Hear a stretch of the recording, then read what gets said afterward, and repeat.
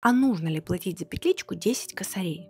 А как бы, чё бы и не заплатить. Сравниваем сегодня 2 петлички. Первая это Кромикс, вторая это Holy Land, нашумевшая среди блогеров. Все говорят, что она очень классная. Вот сейчас будем сравнивать. Итак, сейчас я записываю на Holy Land. У меня сзади орет кот и шумит стиральная машинка. Потом посмотрим в записи, насколько будет отличаться звук, и можно будет сделать вывод. Что касается комплектации, классное преимущество то, что переходник и Lightning, и Type-C. У него прикольненькие пушистики. Говорят, что он больше держит зарядку. Моя петличка это Chromix. В комплектации 2 микрофона и переходник Lightning, и все. Если честно, для меня она, реально идеальная. Это бюджетная, классная петличка. То, что я бы лично выделила, это то, что Chromix — это прищепка, а Holy Land — это кругленький микрофон на магнитном креплении.